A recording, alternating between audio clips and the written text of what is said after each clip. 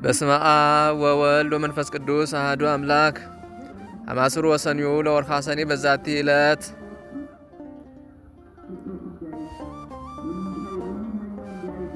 ያብዕሉ ምእመናን ተስካረ በዓሉ ለመልአክ ክቡር ሚካኤል ሊቀ መላእክት። አንድ አምላክ በሚሆን በአብ በወልድ በመንፈስ ቅዱስ ስም ሰኔ 12 በዚህች ዕለት የከበረ የመላእክት አለቃ የመልአኩ የሚካኤል መታሰቢያ በዓልን ያከብራሉ። የሚያከብሩበትም ምክንያት እንዲህ ነው። እስክንድሪያ በምትባል ከተማ አክላውጥራ የተባለች ንግሥት የንጉሥ በጥሊሞስ ልጅ ዙሃል በሚባል ኮከብ ስም ያሰራችው ታላቅ ምኩራብ ነበረና በየዓመቱ ሰኔ በ12 ቀን በዚያም ምኩራብ ሕዝቡ ተሰብስቦ ታላቅ በዓል ያደርጉ ነበር። በዚያም ምኩራብ ውስጥ ዙሃል የሚሉት ታላቅ የነሐስ ጣዖት ነበረና በዓሉ በሚከበረበት ዕለት ብዙ ፍሪዳዎችን ያርዱለት ነበር። አባ እለእስክንድሮስም እስከተሾመበት ዘመን ድረስ ለዚያ ጣዖት እንዲህ ሲያደርጉ ኖሩ። ይኸውም 300 ዓመተ ምህረት ተፈጽሞ በአራተኛው ምዕት ውስጥ ነበር።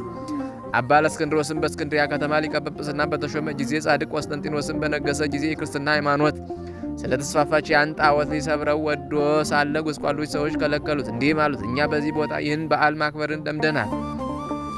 እነሆ ካንተ በፊት 18 ሊቃነ ጳጳሳት አልፈዋል። ይህን ልማዳችንንም አልለወጡብንም አሉት። አባ እለእስክንድሮስ ግን ገሰጻቸው፣ አስተማራቸውም። ስህተታቸውንም በመግለጥ እንዲህ ብሎ አስተማራቸው። ይህ ጣዖት የማይጎዳና የማይጠቅም ነው። እርሱንም የሚያመልክ ሰይጣናትን ያመልካቸዋል። ምክሬንስ ብትሰሙ ቀድሞ እንደነበር አድርጌ ይህን በዓል እሰራላችኋለሁ። ይኸውም ጣዖቱን እንድንሰብረው ምኩራቡንም እንድንባርከውና በከበረ መልአክ በመላእክት አለቃ በቅዱስ ሚካኤል ስም ቤተ ክርስቲያን አድርገን እንድንሰይመው ነው። እኛም ይህን ትልቅ በዓል እንሰራለን። የሚታረዱትም ላሞችና በጎች ለድሆችና ለጦም አዳሪዎች ለችግረኞችም በከበረው መልአክ ስም ምግብ ይሁኑ። እርሱ እግዚአብሔር ዘንድ ባለሟልነት ያለው ስለሆነ ስለ እኛ ይማልዳልና። ይህንንም ብሎ በዚህ በጎ ምክር አስወደዳቸው። እነርሱም ታዘዙለት። ከዚህ በኋላ ያንን ምኩራብ አድሰው በዚህ የከበረ መልአክ የመላእክት አለቃ ቅዱስ ሚካኤል ስም ቤተ ክርስቲያን አደረጉት። በዚህች ዕለትም አከበሯት። እርሷም የታወቀች ናት። እስላሞችም እስከነገሱበት ዘመን ኑራ ከዚያ በኋላ አፈረሷት። ይህም በዓል ተሰራ፣ እስከዛሬም ድረስ ጸንቶ ይኖራል። ዳግመኛም በዚህች ዕለት እግዚአብሔር የመላእክት አለቃ ቅዱስ ሚካኤልን በነገዱ ውስጥ በመላእክት ሁሉ ላይ በብዙ ክብር ሾመው። ይህም የከበረ መልአክ ክብር ይግባውና በጌታችን ፊት ስለ ሰው ልጆችና ስለ ፍጥረትም ሁሉ ይለምናል ይማልድማል። የዚህ የከበረ መልአክ የመላእክት አለቃ ቅዱስ ሚካኤል ታምራቱ እጅግ ብዙ ናቸው። ከእነርሱም አንዱን እንዲህ እንናገራለን። እግዚአብሔርን የሚፈራ አንድ ሰው ነበረ። እርሱም የከበረ የሚካኤልን የበዓሉን መታሰቢያ በየወሩ በ12ኛው ቀን ይልቁንም በሰኔና በህዳር ወር አብልጦ ያከብር ነበር። በጎረቤትም ርኅራኄ የሌለው አንድ ባለጠጋ ሰው ነበር። ይህን እግዚአብሔርን የሚፈራውን ሰው የከበረ መልአክ የሚካኤልን በዓል በሚያደርግበት ጊዜ ይጠላውና ያቃልለው ነበር። ለድሆች ስለመራራቱ ይዘባበትበት ነበር። የሕይወቱ ዘመንም ተፈጽሞ የሚሞትበትና ከዚህ ከኃላፊው ዓለም ድካም የሚያርፍበት ጊዜ ሲቀርብ የክብሩ መልአክ ሚካኤልን የበዓሉን መታሰቢያ ታደርግ ዘንድ ምጽዋት ሰጭም ትሆን ዘንድ ሚስቱን አዘዛት። ከዚህም በኋላ አረፈና ገንዘው ቀበሩት። ሚስቱም ጸንሳ ነበረች። የመውለጃዋ ጊዜም ደርሶ ምጥ ያዛት። በታላቅ ጭንቀት ውስጥም ሳለች እንዲህ ብላ ጸለየች። የእግዚአብሔር መልአክ ሆይ ራራልኝ፣ በእርሱ ዘንድ ባለሟልነት አለህና በእግዚአብሔር ዘንድ ስለ እኔ ለምንልኝ።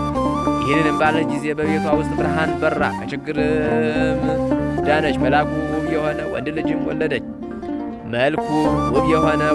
ወለደች። የእግዚአብሔር መልእክተኛ ቅዱስ ሚካኤል ከሰማይ ወርዶ ሕፃኑን እንዲህ ብሎ ባረከው። ርኅራኄ የሌለውን የዚህም ባለጸጋ ገንዘብና ሀብት ጥሪቱንም ሁሉ ይህ ሕፃን እንዲወርስ እግዚአብሔር አዟል አለ። ባለጸጋውን በቤቱ በአልጋው ላይ ሳለ ጌታ ጆሮውን ከፍቶለት ይህን ነገር ከመልአኩ ሰማ። ይህንንም በሰማ ጊዜ ታላቅ ሐዘን ደረሰበት። ሕፃኑንም የሚገድልበትን ምክንያት ይፈልግ ጀመረ። ነገር ግን ክብር ይግባውና ጌታ ይጠብቀው ነበር። ከዚህ በኋላ ያ ባለጸጋ ምክንያት አዘጋጅቶ የሚያገለግለኝ ልጅ የሆነኝ ዘንድ ልጅሽን ስጭኝን እየመገብኩና እያለበስኩ አሳድገዋለሁ። ለአንቺም 20 ወቄት ወርቅ እሰጥሻለሁ አላት። ይህንን ነገር ከባለጸጋው በሰማ ጊዜ ስለ ችግሯ እጅግ ደስ አላት። ልጇንም ሰጠችው። እርሱም 20ውን ወቄት ወርቅ ሰጣት። ልጇንም ወሰደው። የሚሻው ተፈጸመልኝ ብሎ ደስም አለው። ከዚህ በኋላ በልጁ ቁመት ልክ ሳጥን አሰርቶ ሕፃኑን በሳጥኑ ውስጥ አስገብቶ ዘጋበት። እስከ ባህርም ተሸክመው ወስደው በባህር ላይ ጣሉት። ክብር ይግባውና በጌታችን ፈቃድ ያ ሳጥን ሳይሰጥም ከዚያች ሀገር የ20 ቀን መንገድ ያህል ርቃ ወደምትገኝ ወደ አንዲት ሀገር ወደ እስከ እስከሚደርስ በባህሩ ላይ ተንሳፈፈ። በባህሩም አካባቢ በጎችን አሰማርቶ የሚጠብቅ አንድ ሰው ነበረና ሳጥኑን በውሃ ላይ ተንሳፎ አየው። እርሱም ከባህሩ አውጥቶ ወደ ቤቱ ወሰደው።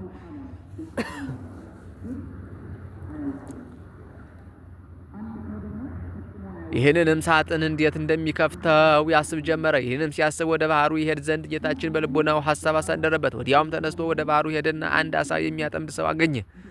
አሳ አጥማጁንም መረብህን በእኔ ስም ጣል፣ ለሚያዘውም አሳ ዋጋውን እሰጣለሁ አለው። አጥማጁም እንዳለው አደረገ። ያን ጊዜም ታላቅ አሳ ተያዘ።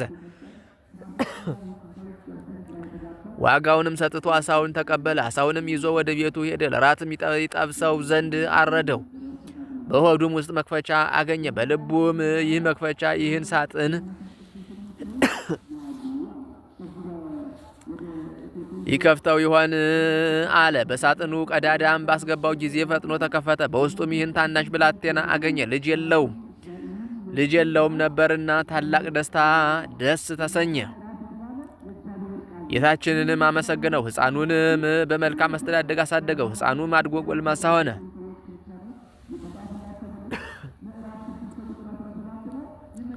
ከብዙ ዘመናትም በኋላ ያ ባለጸጋ ተነስቶ ወደዚህ ሀገር ሄደ። በመሸም ጊዜ ወደ በግ ጠባቂው ደጅ ደረሰ። በግ ጠባቂውም እስከ ነገ የማናድርበት ማደሪያ ባንተ ዘንድ እናገኛለን፣ ኪራዩንም እሰጥሃለሁ አለው። በግ አርቢውም እንዳልክ ይሁንና እደር አለው። ባለጸጋውም በዚያ አደረ። ራት በሚያቀርብም ጊዜ ሕፃኑን ባሕራን ብሎ ጠራው። ባለጸጋውም ሰምቶ ልጅህ ነውን ብሎ ጠየቀው። በግ ጠባቂውም አዎን፣ ታናሽ ሕፃን ሆኖ ሳለ ከባሕር አግኝቼዋለሁና እግዚአብሔር የሰጠኝ ልጄ ነው አለው።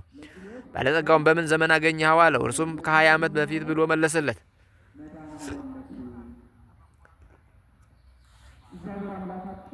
ያን ጊዜም እርሱ ወደ ባህር የጣለው መሆኑን አውቆ እጅግ አዘነ። በማግስቱም ጎዳናውን ሊጓዝ በተነሳ ጊዜ ሰይጣናዊ ምክንያት አመካኝቶ በግ ጠባቂውን እንዲህ አለው፣ እገሊት ወደምትባል አገር በቤቴ የረሳሁት ጉዳይ ስላለ እንድልከው ልጅህን ትሰጠኝ ዘንድ ሻለሁ። እኔም የድካሙን ዋጋ 20 ወቄት ወርቅ እሰጥሃለሁ አለው። የብላቴናውም አባት ስለ ገንዘቡ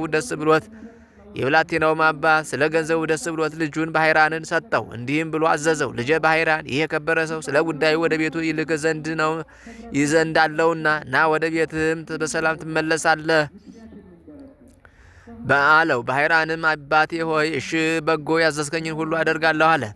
ያን ጊዜም ባለጸጋ ወደ መጋቢው እንዲህ ብሎ ደብዳቤ ጻፈ። ይህችን ደብዳቤ በምታነባት ጊዜ ደብዳቤዋን ይዞ የመጣውን ገድለ በጉድጓድ ውስጥ ጣለው፣ ማንም አይወቅ። በመካከላቸውም የሚተዋወቁበትን ምልክት ጽፎ አሸጋት። ለባሕራንም ሰጠው፣ ለመንገዱም የሚሆነውን ስንቅ ሰጠው። ባሕራንም ተነስቶ ጉዞውን ጀመረ። ሲጓዝም ሰንብቶ የአንዲት ቀን ጉዞ ሲቀረው እነሆ የመላእክት አለቃ የከበረ መልአክ ሚካኤል በንጉሥ ጭፍራ አምሳል በነጭ ፈረስ ላይ ተቀምጦ አንተ ጎልማሳ የያዝከው ምንድን ነው አለው።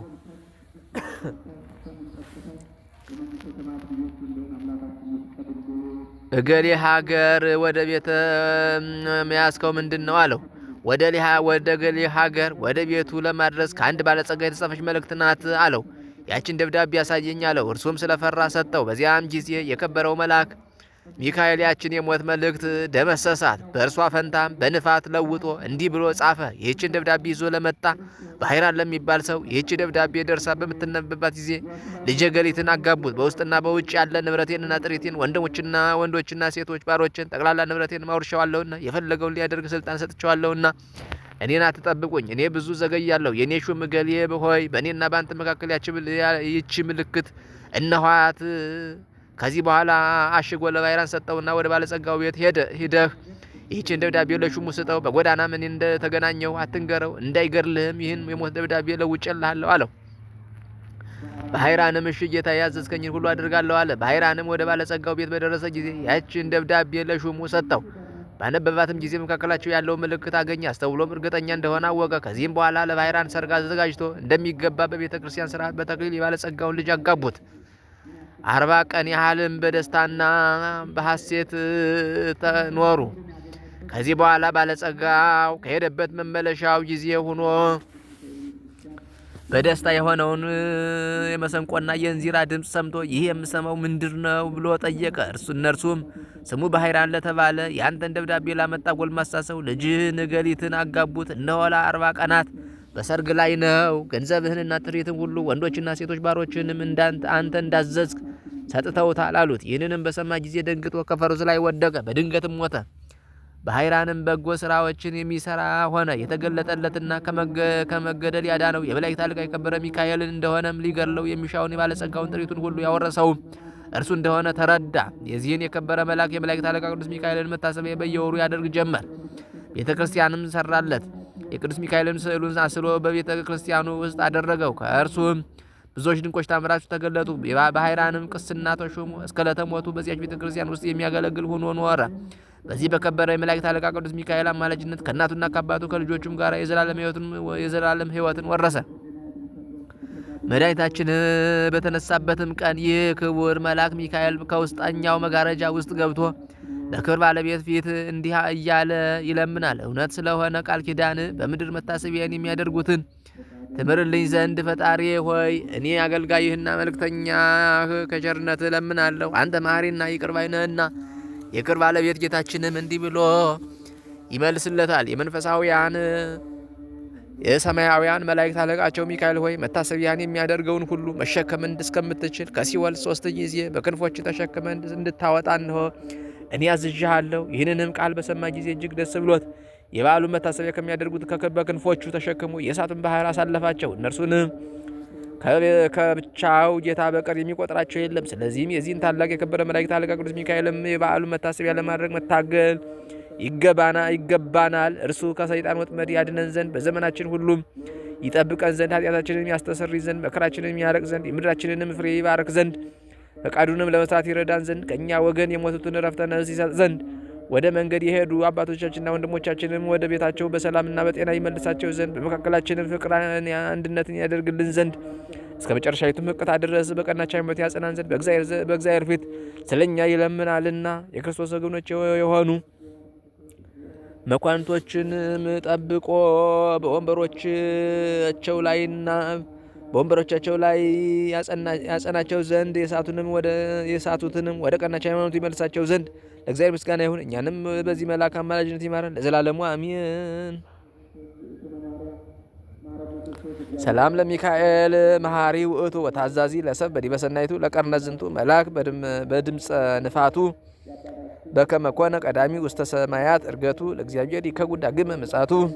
ዳግመኛም በዚህች ቀን እግዚአብሔርን የሚፈራ አስትራኒቆስ የሚስቱ የቅድስት አፎምያ የዕረፍቷ መታሰቢያ ነው። ይህም ሰው በየወሩ 3 በዓላቶችን እያከበረ ኖረ። እሊህም ክብር ይግባውና የጌታችን የኢየሱስ ክርስቶስ የልደቱ መታሰቢያ በየወሩ 29 ቀን፣ የእመቤታችን የቅድስት ድንግል ማርያም በዓል መታሰቢያ በየወሩ በ21 ቀን፣ የከበረ የመላእክት አለቃ የቅዱስ ሚካኤልን በዓል መታሰቢያ በየወሩ በየ12 ቀን ያከብራል። የሚሞትበትም ጊዜው ሲቀርብ እርሱ ሲሰራው የነበረው ምጽዋት ይልቁንም እሊህን 3ቱን በዓላት እንዳታስታጉል ሚስቱን ቅድስት አፎምያን አዘዘት። እርሷም የከበረ የመልአኩ የቅዱስ ሚካኤልን ስዕል ያስልላት ዘንድ ባሏን ለመነችው። እርሱም አሰርቶ ሰጣትና በቤቷ ውስጥ በክብር አኖረችው። ባሏን ካረፈ በኋላ ባሏ ያዘዛትን መስራት ጀመረች። ሰይጣን ግን ቀናባት። በመበለት ሴት መነኩሲት ተመስሎ ከእርሷ ጋር ተነጋገረ። እንዲህም አላት፣ እኔ አዝንልሻለሁ፣ ራራልሽም አለው። ገንዘብሽ ሳያልቅ የልጅነትሽ ወራትም ሳያልፍ አግብተሽ ልጅ ተወልጂ ዘንድ እመክርሻለሁ። ባልሽም መንግሥተ ሰማያትን ወርሷል፣ ምጽዋትም አይሻም።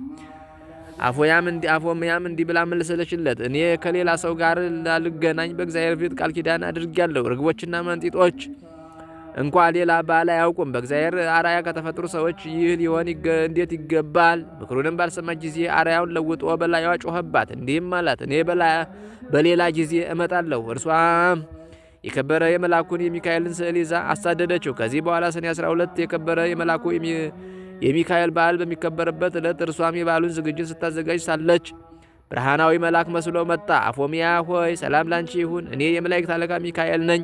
ጌታ ወደ አንቺ ልኮኛልና እርሱም ይህን የመመጸወትሽን ትተሽ ለአንድ ምእመን ሚስት ትሆኚ ዘንድ የታዞሻል። ባል የሌላት ሴት መልህቅ የሌለውን መርከብ እንደምትመስል ወቂ። እንደ አብርሃምና ያዕቆብ እንደ ዳዊትም እንደነርሱ ያሉ ብዙ ሴቶችን እንዳገቡ እግዚአብሔርንም ደስ እንዳሰኙት ከብሉይ ኪዳን መጻሕፍት ጥቅሶችን ያመጣላት ጀመር።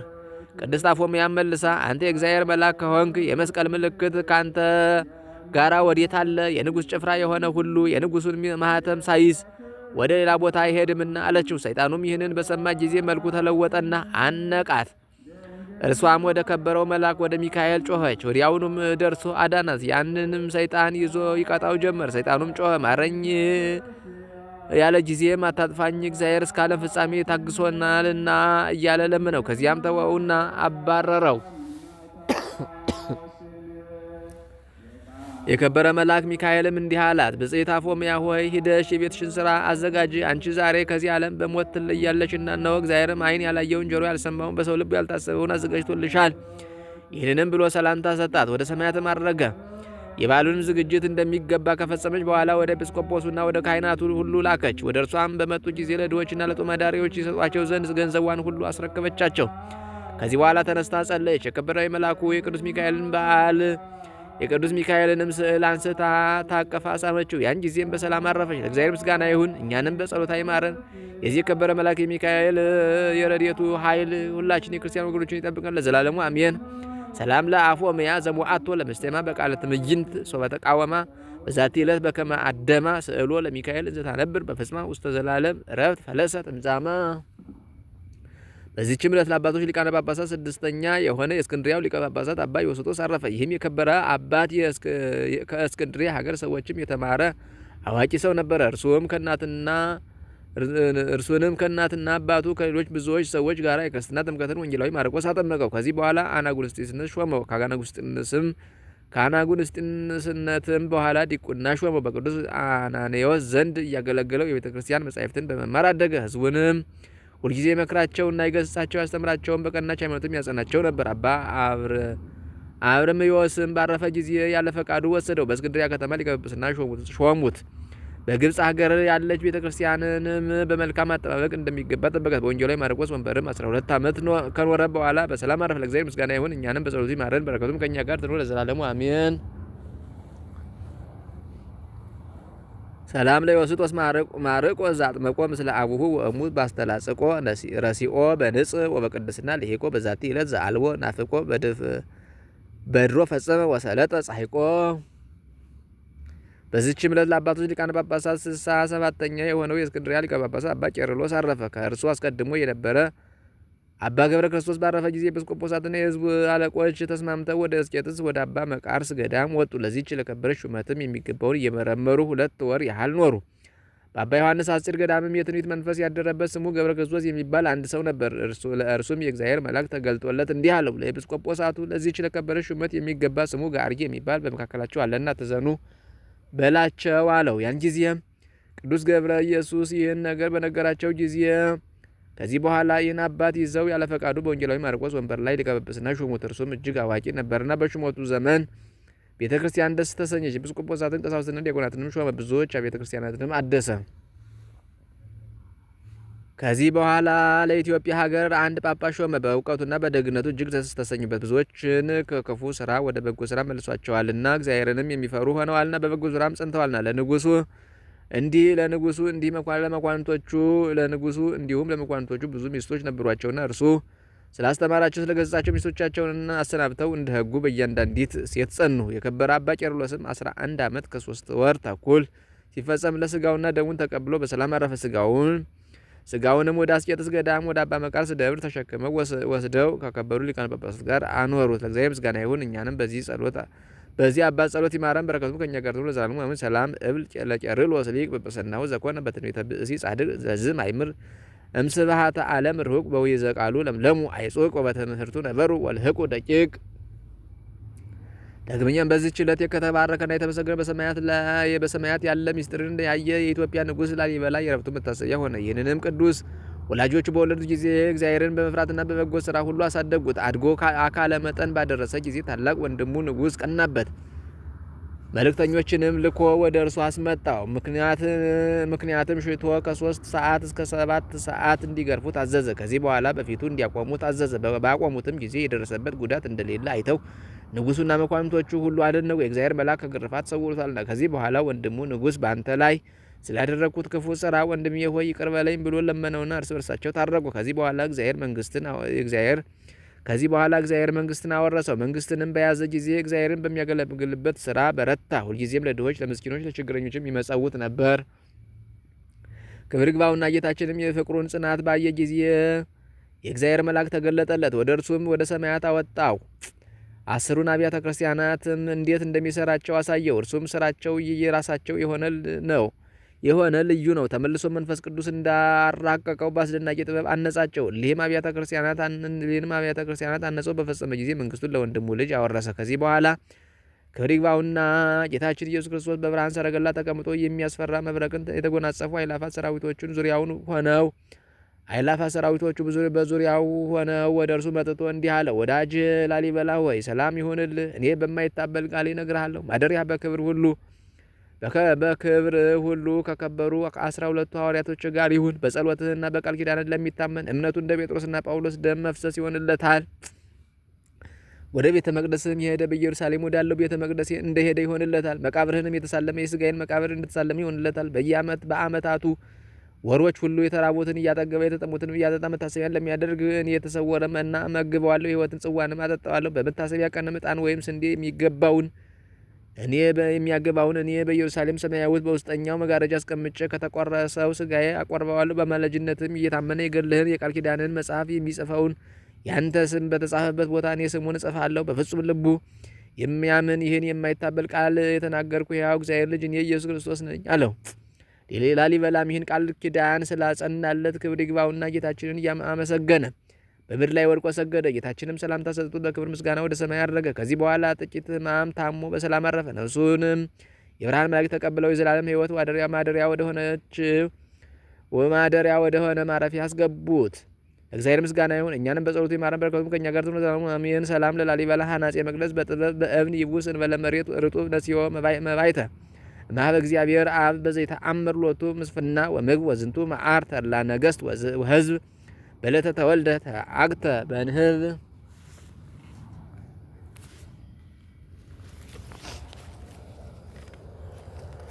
በስመ አብ ወወልድ ወመንፈስ ቅዱስ አሐዱ አምላክ። አማስሩ ወሰሉሱ ለወርኃ ሰኔ በዛቲ ዕለት